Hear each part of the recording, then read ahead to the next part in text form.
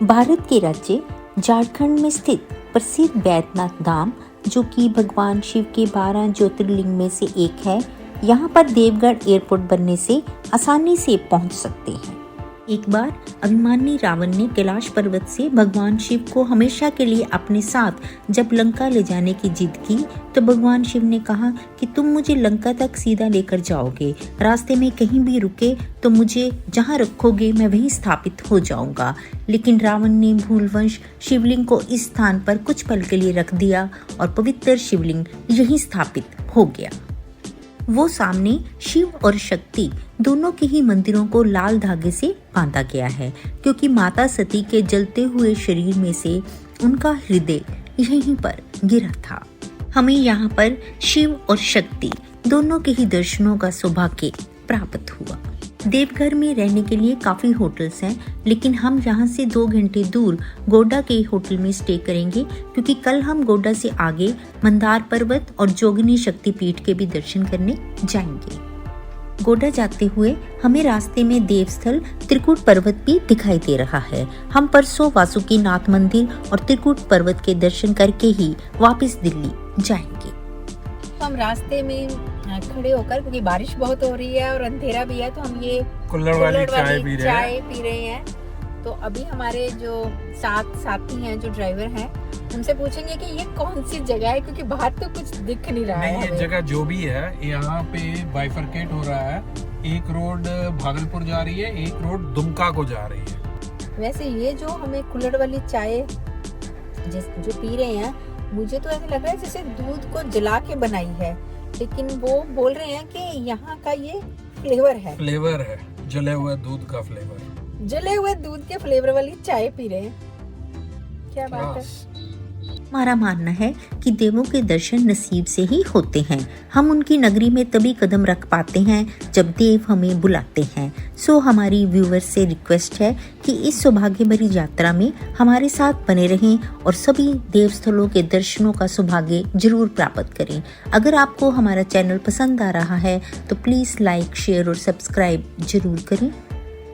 आज हमने मंदार पर्वत और जोगिनी शक्तिपीठ जाना है, लेकिन आज तो बादल खूब गरज और बरस रहे हैं। उम्मीद है हमारी यात्रा शुरू करने के वक्त तक बारिश जरूर थम जाएगी।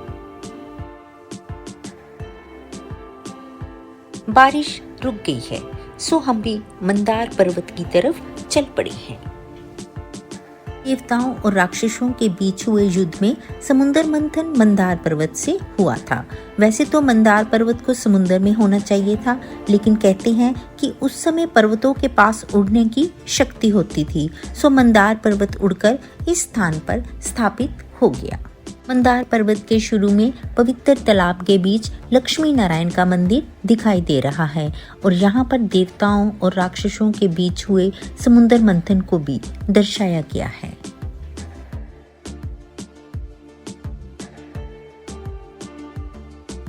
सामने मंदार पर्वत के ऊपर प्रसिद्ध जैन टेम्पल और बुद्धिस्ट टेम्पल के भी दर्शन कर सकते हैं।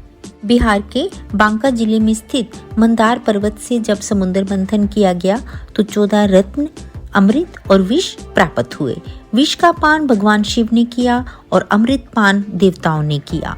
मंथन के बाद देवों और दैत्यों के बीच हुए युद्ध में जीत देवताओं की हुई। कहते हैं इस पापहरणी तालाब में स्नान करने से स्वास्थ्य ठीक हो जाता है।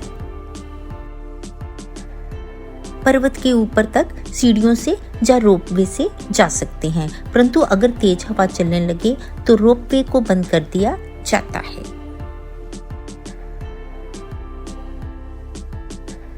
अब हम बिहार बॉर्डर से झारखंड में वापस प्रवेश कर रहे हैं।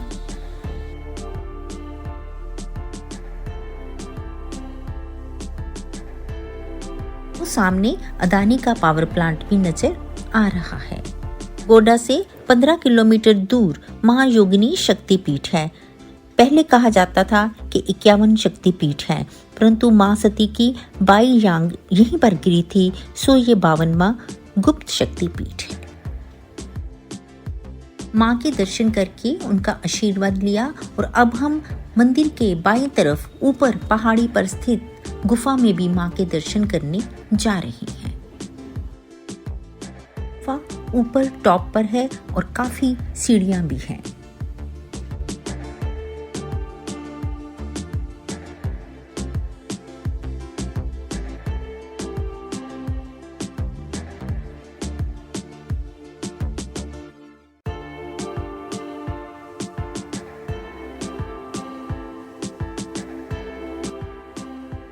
ऊपर का दृश्य बेहद मनोरम है। हम तकरीबन गुफा तक पहुंच गए हैं।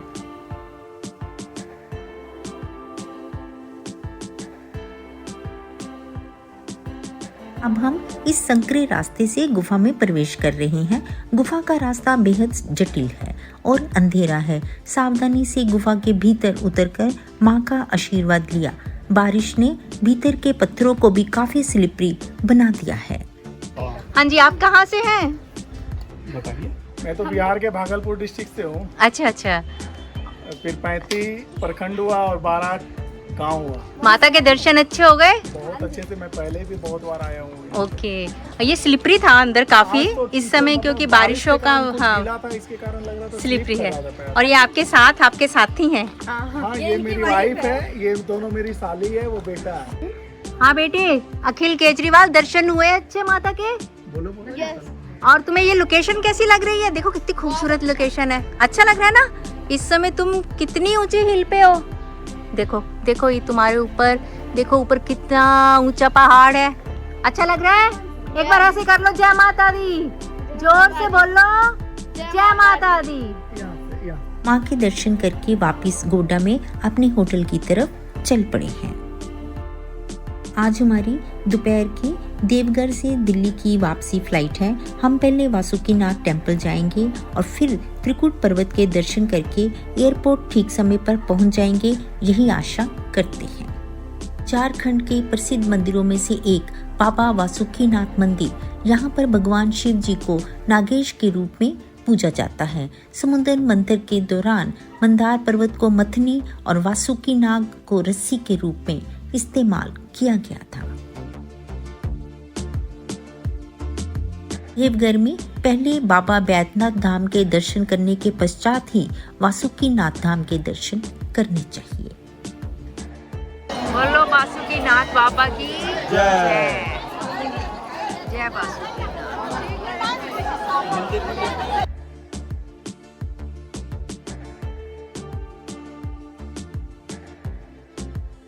अभी ठंडा है सब, ये गरम और बस बहुत। और साथ में चाय ले लेते हैं, चटनी वगैरह डाल दो। चटनी है, ट्राई मारो। ये क्या है? ये होटल का है। ये आलू भुजिया है, थोड़ा सा डाल दो, थोड़ा सा बस। ठीक है, चलो खा लें। त्रिकुट पर्वत की तरफ जाते हुए हम देख रहे हैं कि वासुकीनाथ जाते हुए कई श्रद्धालु ऐसे लेट लेट कर जा रहे हैं।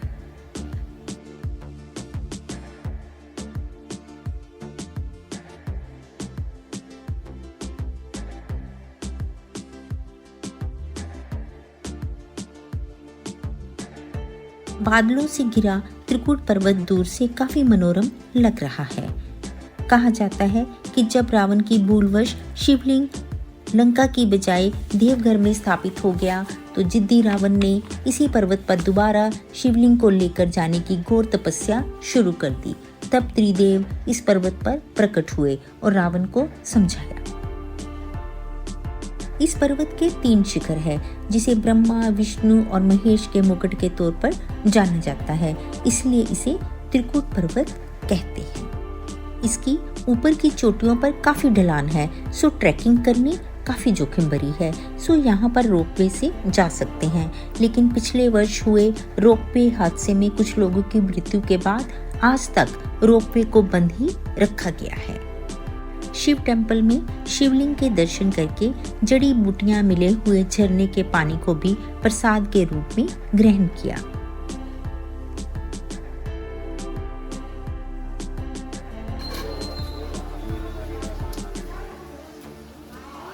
और ऊपर वो माता वैष्णवी काली है, जिनका मंदिर अभी थोड़े दिन के लिए रोक दिया गया था। सामने आ गया था इसलिए रोक दिया गया था मंदिर। इसके बाद और कहीं है चढ़ने वाला? हाँ सर, ऊपर जा सकते हैं आश्रम में, कहाँ कहाँ है? उधर से जा सकते हैं। अभी ऊपर जाएंगे। हाँ हाँ चलिए।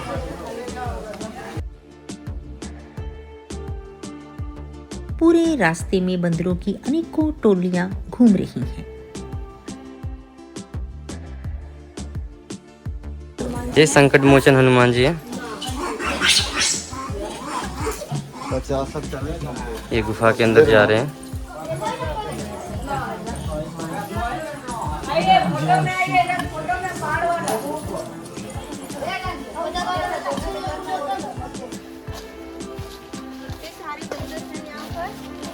छह लाख से ज्यादा है। 6 लाख से ज्यादा?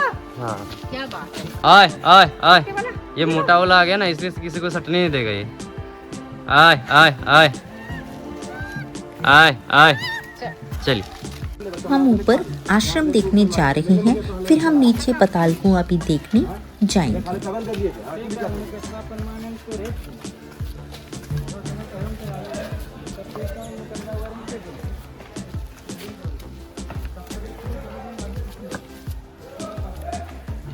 ये सब बंदर दीदी खाने पीने के शौकीन है, तो कहते कुछ नहीं है। बस पताल कुआं का ये मतलब ये है कि उसका कोई अंत नहीं होता है। आपने जाना पड़ेगा हमें? बस 1 मिनट यहाँ पे जाना पड़ेगा लगता है आपको। बहुत नीचे काई है, नीचे हाँ। नहीं जाते। कहाँ है बता दो। बस ये सामने जो कुंड बना हुआ है ना, इसके नीचे है। इसके कुंड के नीचे। हाँ। ठीक है आइए। ठीक है। पाताल कुआं काफी गहरा, पानी से लबालब और बेहद रहस्यमयी और भीतर काफी अंधेरा है।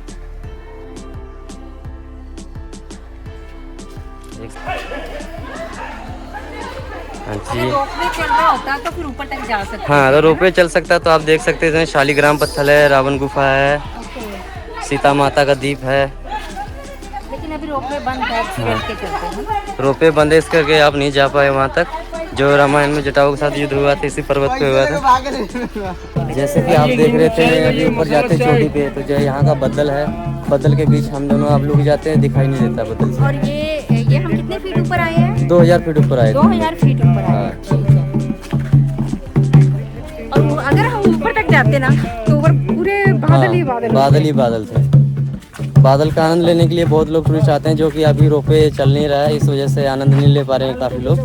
अगर रोपवे चलने से बहुत आसान होता है टूरिस्ट को घूमने के लिए। ये राजू कुमार हैं जो यहाँ के गाइड हैं प्राइवेट। इन्होंने हमें ऊपर तक जहाँ पर आश्रम है वहाँ तक लेकर गए हैं। और जो बंदर इतना उत्पात मचा रहे हैं तो इन्होंने अपने वो जो हमारे पास डंडा होता है ये डंडे बचाने से के लिए। हमारा ध्यान भी रखा, बंदरों से भी बचाया और हमने उनको खाना भी खिलाया और उनको हमारा फ़ोन छीनने या कोई भी चीज़ छीनने नहीं दी। Thank you Raju Kumar ji. Thank you. बारिश के बावजूद हमारी देवघर की यात्रा बेहद सुखद रही। हमारी कोशिश है कि ऐसी अनेकों स्थलों की यात्रा करें। और अगर आपको हमारा चैनल पसंद आ रहा है तो प्लीज़ लाइक, शेयर और सब्सक्राइब जरूर करें। बने रहे हमारे साथ। धन्यवाद, शुक्रिया।